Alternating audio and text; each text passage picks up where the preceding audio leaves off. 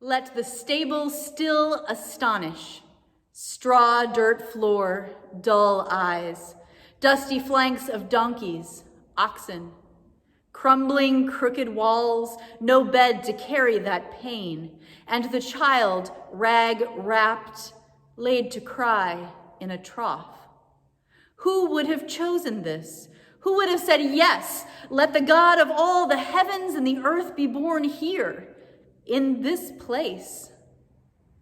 Who but the same God who stands in the darker, fouler rooms of our hearts and says, yes, let the God of heaven and earth be born here, in this place. In silence, a star looks from afar, almost unnoticed. The child of God in natal quiet takes on humanity. Bethlehem sleeps. Jerusalem sleeps. Rome sleeps. A world sleeps. But Mary does not sleep. Joseph does not. Shepherds do not. God does not sleep. God gives, all unawares, in spite of human fears, daily bread, precious blood, parent to child, life to life, while people sleep, while the earth turns, while only watchers wake and only wakers watch. Will you join your hearts with mine in prayer? May the words of my mouth and the meditations of all of our hearts bear witness to your love, O God, born in Bethlehem, born tonight. I was born at 12:03 on the morning on which I was due, after my mother labored for 23 long hours. My dad offered a joking curse. If she's anything like her father, it'll be the first and last time she's ever on time for anything in her life. No one would ever call my dad a prophet, but his words have proved alarmingly prescient. Whether by nature or nurture, I am a perennially late person. So much so that I wondered if I could honestly answer the historical questions which have been posed to ordinands in the Methodist Church since the 18th century. The bishop asks, will you observe the following directions? Be punctual. Do everything exactly at the time. Even if I was an extremely punctual person, and be assured, this is not one of my more drastic flaws. I'm just never going to be routinely early for things. I'd probably still find this question intimidating. Do everything exactly at the time. Everything? Everything. At the time? What is that even supposed to mean? How do you know? When is the right time? By most measures, it was not the right time to move my family to Florida, to leave what was known and mostly comfortable in the middle of a pandemic. It's nuts. It's gone well, but it's nuts. It was definitely not, by most measures, a good time for a hugely pregnant woman to travel 90 miles from her hometown to her fiancé's ancestral village. It was not, as the poets tell it, a particularly good time for God to be born. I'm pretty sure Madeleine L'Engle has written at least 2 pieces about the terrible timing. Poet Anne Weems, too. And truly, as I went looking through my files, searching for poems I've used in past services, a recurring, nearly repetitive theme emerged. That the world is not ready. Was it not ready on that first Christmas night? Bethlehem was crowded. There was an occupying empire and an insecure local king with questionable loyalties. British poet Yue Fanthorpe is the most hopeful with her still dismissive conclusion. This was the moment when nothing happened. Only dull peace sprawled boringly over the earth. This was the moment when even energetic Romans could find nothing better to do than counting heads in remote provinces. It's not that the world was particularly bad in Fanthorpe's estimation, just nothing particularly auspicious was going on either. It's interesting to me to see this thread throughout some generations of the Christian tradition, especially given that the Apostle Paul proclaimed that, indeed, Jesus was born in the fullness of time. That's how a number of my more favorite communion liturgies put it too. In the fullness of time, Christ was born to bring good news to the poor, to proclaim release to the captives and recovery of sight to the blind, to let the oppressed go free, to proclaim the year of the Lord's favor. Jesus, one imagines, or at least Paul imagines, did everything exactly at the time. But how does he know what the time is? He's standing in the synagogue when he proclaims the year of the Lord's favor, reading a text that's hundreds of years old. And then the people try to run him out of town. The year of the Lord's favor? This year sure hasn't felt like a favored year for many of us. For any of us? But here we are, gathered around our screens in a very modern way, proclaiming an ancient story of good news, of great joy, which shall be for all people. Is this the time for God to be born? Nothing is as we have come to expect on Christmas. Tracking numbers on much anticipated gifts are rendered meaningless with the gutting of the post office. We're not traveling to see family and friends. I won't be wrapping presents in my office in between services or enjoying a well-deserved mimosa at my mom's house on Christmas morning while someone else makes breakfast. It was 70 degrees and sunny one day this week, and my kids were mourning snow. They'll be okay by next year, but this year it was a bridge too far. Not only no possibility of snow, but 70? Disrespectful, as one of my girls would say. My husband has been sick and isolating, and so not only could I not go mail my grandparents a Christmas present, but he and I are sleeping in separate bedrooms, and the kids are without pre-Christmas snuggles from their parents. We need a little Christmas right this very minute, but it doesn't look a lot like Christmas. It doesn't look much like Christmas at all. The world is not ready, but the world is still waiting. In the fullness of time, God is born among us. What does that mean? This lovely and obscure idiom can mean just about anything.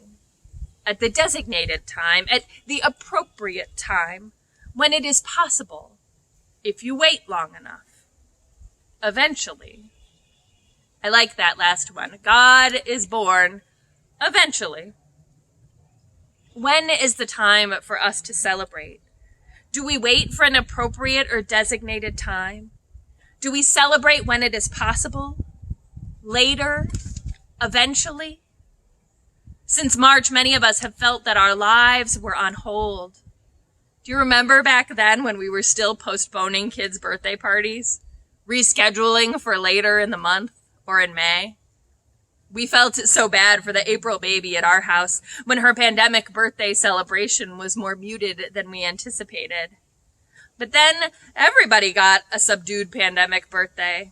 And, well, we felt bad for everyone. But we also stopped postponing. We just went back to the drawing board. Weddings were postponed sometimes, but as the months wore on, I saw increasing numbers of folks gathering with just a minister or immediate family on Zoom from the backyard. The ways we did memorial services and retirements and holiday celebrations and book groups changed. We thought, maybe briefly, maybe for a while, that we could wait this out, that we could put it all on hold. But this year we learned that while we can't wait to live, if we want to live, if we want to be healthy, and loving, we have to learn to do things differently. Worshiping, learning, working, organizing, voting, celebrating, mourning, welcoming, supporting, nurturing, loving. We cannot put these things on hold. This may be no time for love to be born, but it is the time.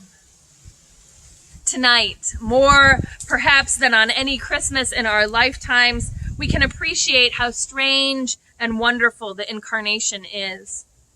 We are accustomed to thinking of that first Christmas as beautiful, as holy, yes, of course, but, well, we sing of silence. A silent night, the hush of a snow-covered earth. But it likely wouldn't have been that way at all. I keep telling my mourning Midwestern offspring that the weather in Florida is much more like the weather in Bethlehem than Chicago's, but they are uninterested in this information. Also, scholars increasingly tell us that an expectant mother would not have been relegated to a stable in Bethlehem's culture, no matter how busy the town's inns. But if they had been, it would not likely have been a charming, picturesque place to give birth. I can't get over thinking about the smell. At my birth, my father tried to bring in a peanut butter sandwich to tide him over during those 23 long hours, and the smell nearly killed my mother. Or rather, it inspired her to want to kill him. Can you imagine the sheep and the cows and the donkeys for poor laboring Mary? As Leslie Leland Fields notes, who would have chosen this? Who would have said, yes, let the God of all the heavens and earth be born here, in this place? This year is not like the perfect Christmases of our memories, but it's ever been thus. It has never been perfect. That's not how the sacred works. Carefully curated and pristine, planned and up to our exacting expectations. I love the story of the Grinch. I'm so delighted that Andy gave him a little screen time, or a little airtime. But the story that's been in my mind over the last week is that of the Herdmans in Barbara Robinson's great book, The Best Christmas Pageant Ever. The story goes like this. The regular pageant director is out with a broken leg, stuck in traction, and her replacement is railroaded when the Herdmans, a family of 6 slightly violent, clearly under-resourced kids, descend upon sign-ups. Imogene, who pierced her own ears and smokes cigars in the women's bathroom, is to play Mary. Her brothers, wise men and a very reluctant Joseph. And her younger sister, Gladys, a very intimidating Angel Gabriel. Everyone is sure the pageant will be ruined, and at least one girl spends most rehearsals recording the sacrileges she hears. No mother will loan her baby to play the baby Jesus to Imogene's Mary. Of course, this is the first year the Herdmans have come to church, and the story is wholly new to them. As they learn it, they intuit what is so wonderful about this narrative, about this night.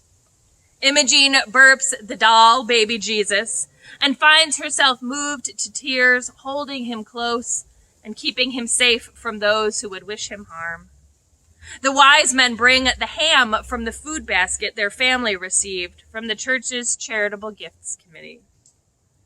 Beth, the narrator, concludes, when Imogene had asked me what the pageant was about, I told her it was about Jesus, but that was just part of it. It was about a new baby and his mother and father who were in a lot of trouble. No money, no place to go, no doctor, nobody they knew. And then, arriving from the east, like my uncle from New Jersey, some rich friends. It was the best Christmas pageant we ever had. Everybody said so, but nobody seemed to know why. I was wrapping up presents this morning with Fiona, and I handed her a gift tag to put on a box for Josh. It read, Best Christmas Ever. I'm pretty sure it's a holdover from last year, or otherwise that gift card company needs to read the room a little better. She objected. Really? But I defended my choice. See what I wrote? Ha! She said. But maybe it will be. It might be the closest we get, God willing, to the fear and strangeness of that first Christmas. We can't wait till things are better to celebrate. We shouldn't. As the poet Linda Felver notes, Christmas kept is liable to mold. So, in the fullness of time, tonight even, rejoice with me. For the Christ child is born in Bethlehem, and this shall be good news of great joy for all people. Even here, even now. Dusty barn, empty church, broken world, living room. Wherever you are, do not be afraid, but rejoice. Do not wait. This is the time. Amen.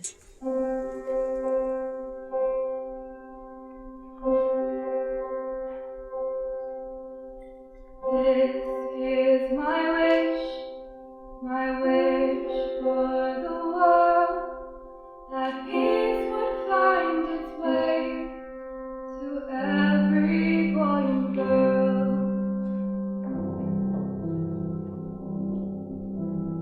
This is the time for harmony.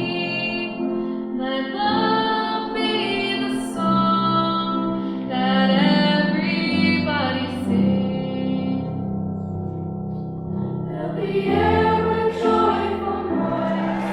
Ring the bells and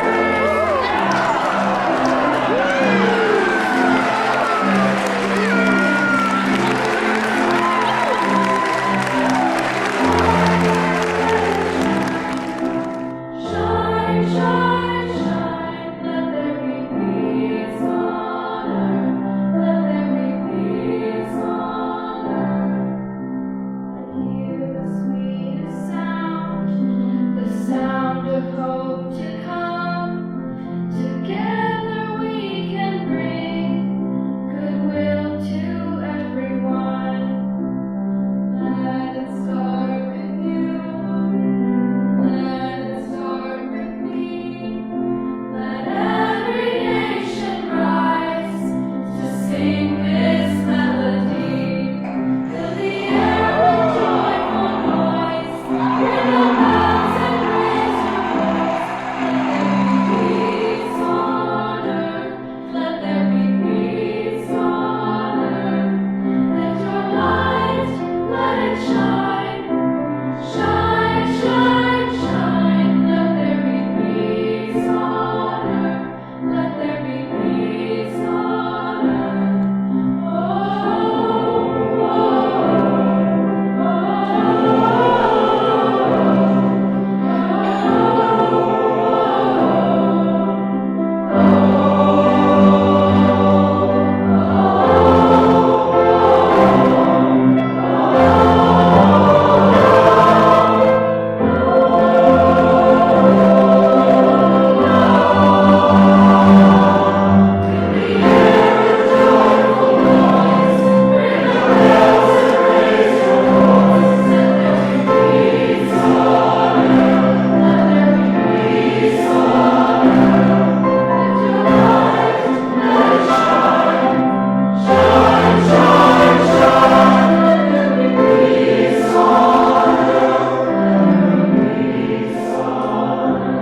let there be peace on earth.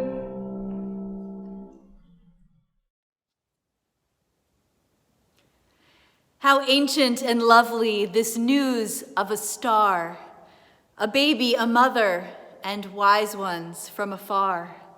Come close now, our Jesus, we ask you to stay and show us your face in people today. What star shall we follow but one that leads here? To a baby born homeless and a family in fear.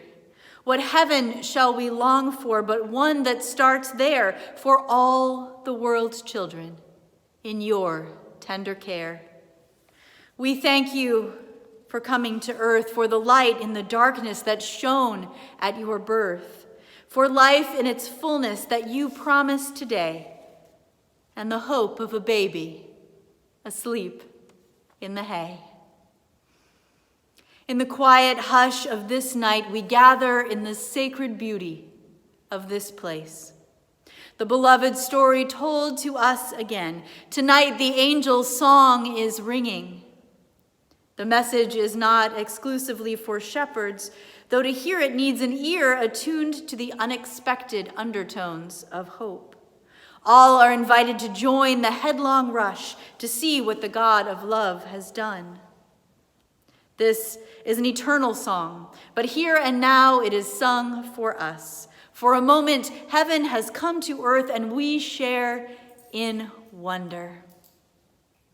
God of stable star and surprises, of light and hope and new life, open our eyes and hearts to your presence in our world, that we might hear again with joy the song of angels and respond with a song of love in our own hearts and peace in our lives. May we take the gift of this night and allow the story to transform us once again into brilliant and bold lights shining in the darkness. The story of this holy night began with a light, a single light that spread to another. May the lights lit tonight in your home represent the flames of love burning within all our sacred hearts this sacred and silent night. Amen.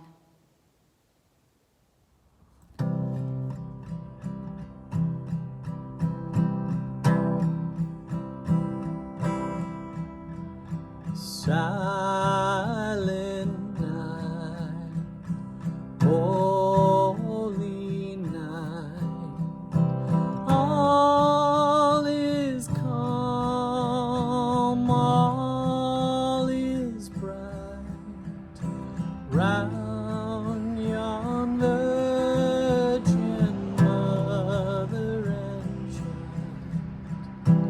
holy infant so tender and mild, sleep in heavenly peace, sleep in heavenly peace. Silent night, holy night, shepherds quake at the sight, glory stream from heaven afar, heavenly hosts sing hallelujah. Jesus, Lord, at your birth,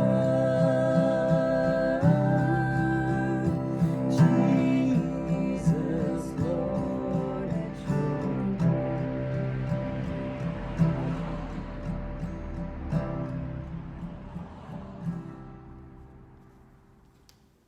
God, help us in our celebration to bend our strength day by day toward a Christmas yet to come. When all people, of every stock and branch, of every color and nation, will sit down together and join hands in peace. Merry Christmas. Merry Christmas. Merry Christmas.